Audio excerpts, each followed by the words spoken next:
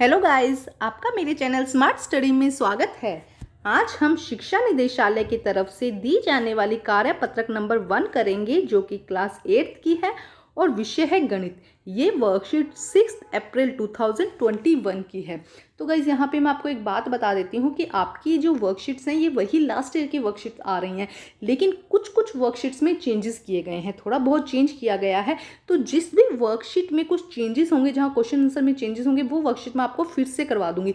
लेकिन जो worksheet same है, मतलब पहले भी सेम आई है और अभी भी वैसी ही है, तो वो वर्कशीट आप मेरे पिछले वीडियो जो मैंने अपलोड कर दिए हैं वहाँ से आप देख सकते हैं। डेट डालिएगा, टाइटल लिख दीजिएगा, जब आप वर्कशीट ढूंढ रहे होंगे तो टाइटल लिख दीजिएगा, डेट डाल दीजिएगा वहाँ पे, और वहाँ पर आप देख लीजिएगा कि आज की डेट मेंशन की होगी। वो वीडियो चाहे पुराना हो बट वो वीडियो सेम ही होगा, वहाँ पे सेम लिखा होगा। इस बात का आप ध्यान रखिएगा कि मतलब ये वीडियो अब जो आया है या पहले था वो सेम है, और जहाँ पे भी चेंजेस होगा वो आपको पूरी अच्छी तरह करवाया जाएगा। जैसे कि अगर हम ये वर्कशीट देखते हैं, हिंदी की वर्कशीट जो आज की आई है 6/4/2021 की है, वही वर्कशीट सेम आई थी पहले भी, तो आप वो वीडियो मेरा वहाँ से देख सकते हैं हिंदी की वर्कशीट के लिए। और मैथ्स की वर्कशीट में थोड़ा चेंज है, इसलिए हम ये वर्कशीट कर रहे हैं। तो हिंदी मीडियम या इंग्लिश मीडियम सारी वर्कशीट आपको अवेलेबल होगी। अगर कुछ चेंजेस होता है तो वो आपको यहाँ पे करवा दिया जाएगा।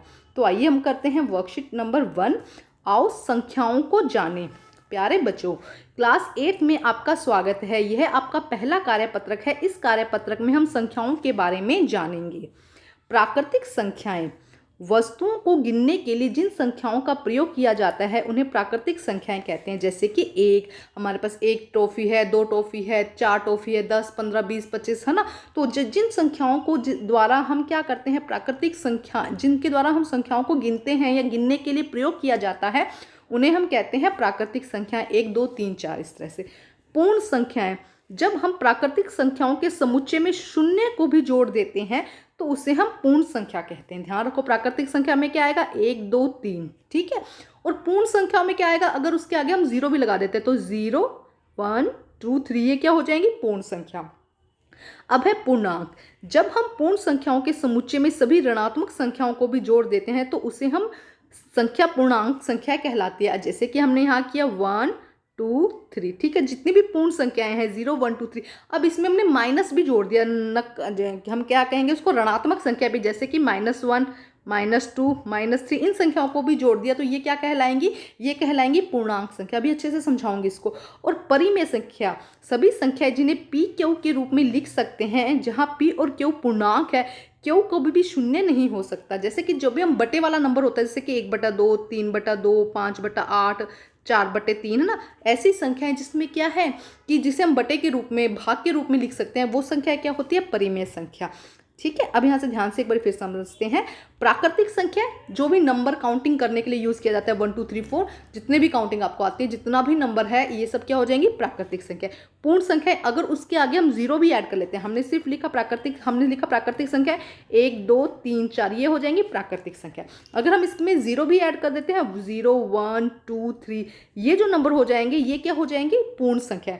अगर हम पूर्ण संख्या में ऋणात्मक नंबर भी मिला दें, जैसे कि हम ये लिख रहे हैं 1, 2, 3, 4, हमने लिख दिया -1, -2, -3, तो ये क्या हो जाएगा, पूर्णांक संख्या। और अगर हम किसी को बटे में लिख सकते हैं 2/3, 3/2, 4/2, है ना, तो ये नंबर क्या हो जाएगा, ये हो जाएगा परिमेय संख्या। लेकिन यहाँ पे इसको हम p या q के रूप में व्यक्त कर सकते हैं, लेकिन q की वैल्यू कभी 0 नहीं होनी चाहिए। जैसे 2/0 ये नहीं होना चाहिए, ठीक है, ये नहीं होगा।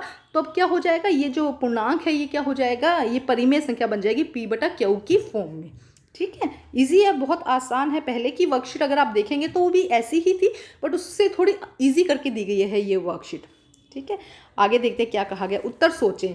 +0, 0 को हम क्या कहेंगे, पूर्ण संख्या, ये क्या हो जाएगी, प्राकृतिक संख्या है। और यहाँ पे ये देखो, 0 और प्राकृतिक संख्या मिलकर क्या बन जाएगी, पूर्ण संख्या। क्या बन जाएगी, देखो अभी हमने सीखा था कि 0 और प्राकृतिक संख्या मिलकर क्या बनेंगी। देखो यहाँ पे हमने कहा था कि प्राकृतिक संख्या में जब 0 को जोड़ दिया जाए तो उसे हम क्या कहते हैं, पूर्ण संख्या। तो फर्स्ट का आंसर क्या हो जाएगा, पूर्ण संख्या। नेक्स्ट देखते हैं क्वेश्चन क्या दिया गया है। नीचे दी गई परिमेय संख्याओं में से कौन सी संख्याएं पूर्णांक भी है। जो परिमेय संख्याएं दी गई हैं उनमें कौन सी संख्या पूर्णांक भी है। तो आइए देखते हैं इसका आंसर। तो करते हैं सेकंड आंसर। देखो क्या कहा गया, नीचे दी गई परिमेय संख्याओं में से कौन सी संख्या पूर्णांक भी है। पूर्णांक में हमने क्या देखा था, 0, 1 2 -1 -2, ये जो यहाँ पे नंबर आते हैं उसे हम क्या कहते हैं, पूर्णांक। अब देखो यहाँ पे 1 है, ये क्या है, एक पूर्णांक संख्या है, लेकिन परिमेय क्यों, क्योंकि इसके आगे अगर 1/1 लगा देते, सब नंबर के आगे हम 1/1 लगा देते तो परिमेय संख्या तो बन ही जाएगी। जैसे कि मान लो 2 दिया गया है आपको, ये एक क्या है, ये एक पूर्णांक संख्या है, ठीक है। अब इसके नीचे हम 1 भी लगा सकते हैं तो ये एक परिमेय संख्या भी बन जाएगी और ये क्या है, एक पूर्णांक भी है, ठीक है। लेकिन जैसे कि 3/2 दिया गया हमको, यहाँ पे दिया गया 3/2 दिया गया, इसे हम पूर्णांक नहीं बना सकते, क्यों, ये p/q के रूप में दिया गया है ना, तो इसे हम पूर्णांक नहीं बना सकते। लेकिन 2 के नीचे अगर 1 लगा देते तो इसे परिमेय भी बना सकते हैं, ये पूर्णांक भी है। तो देखिए कौन कौन सा हो जाएगा, उसे हम सर्कल कर लेते हैं। ये यहाँ पे इसको हम थोड़ा सा एनलार्ज कर लेते हैं। अब हम इसे सोल्व करते हैं। देखो क्या आएगा इसका आंसर, ध्यान से देखो। पहले आ जाएगा 1 2 -5 9 6 -7, इसके बाद में आ जाएगा 0। तो ये नंबर क्या है, ये सभी संख्याएं हैं, पूर्णांक भी है। तो आप पहले सारा क्वेश्चन लिख दीजिएगा, उसके बाद इस आंसर को आप लिख दीजिएगा, ठीक है। अब हम करते हैं नेक्स्ट क्वेश्चन। देखो नेक्स्ट, क्या 0 एक परिमेय संख्या है, ये फर्स्ट क्वेश्चन, फर्स्ट अभी हमने पूर्ण संख्या, ये सेकंड क्वेश्चन हो जाएगा। थर्ड क्वेश्चन, क्या 0 एक परिमेय संख्या है बेटा, हाँ 0 एक परिमेय संख्या। अब 0/1 लिख दो तो ये क्या हो जाएगी, एक परिमेय संख्या हो जाएगी, तो हम लिख देंगे हाँ, इसका आंसर क्या हो जाएगा, हाँ, ठीक है। अब नेक्स्ट क्वेश्चन देखो, ऐसी 5 परिमेय संख्या का उदाहरण दो जो पूर्णांक ना हो, जो क्या हो, पूर्णांक ना हो। जब उसे सॉल्व करें ना तो आंसर ना आए, पॉइंट्स में आंसर आए, ठीक है। तो देखो क्या हो जाएगा इसका, 1/3। इसमें क्या होगा, ये देखो ये अंश होता है, ये हर होता है, आप पिछली क्लासेस में पढ़ चुके हो गए। तो हर क्या होगा, बड़ा होगा, तो हम लिख देते 3/5, या हम लिख दे 5/7, 7/9 या 9/11, कुछ भी लिख दो जिसमें हर क्या होगा, बड़ा है, उसे हम क्या कह देंगे, वो संख्या पूर्णांक नहीं होगी। क्योंकि अगर देखो हम लिखते थे 2/1, 2 को भाग के, तो ये पूर्णांक संख्या बन गई ना, तो ऐसा नहीं होगा। यहाँ पे क्या होगा, अगर हम 1 को 3 से भाग करेंगे तो हमारा पॉइंट्स में आंसर आएगा, तो पॉइंट्स मतलब कि वो पूर्णांक नहीं है, ठीक है। तो ये हमारे आंसर हो जाएंगे, इसको आप अच्छे से करेंगे। एक बार फिर बता देती हूँ, सारी वर्कशीट आपको यहाँ पर इजीली अवेलेबल होगी इस चैनल पर, बट कुछ वर्कशीट जो पहले अपलोड कर दी गई है और सेम है, वो वापस से अपलोड नहीं की जा रही है, वो आप पीछे से देख सकते हैं, सेम होंगी वो वर्कशीट, वहाँ से आप कर सकते हैं। और जिस भी वर्कशीट में कुछ चेंजेस होगा वो आपके लिए दोबारा से अपलोड कर दी जाएगी। तो आज की वर्कशीट कंप्लीट होती है, वर्कशीट कंप्लीट करके अपने टीचर से चेक करवाइए, और प्लीज़ मेरे चैनल को लाइक कीजिए, सब्सक्राइब कीजिए और शेयर कीजिए। Thank you.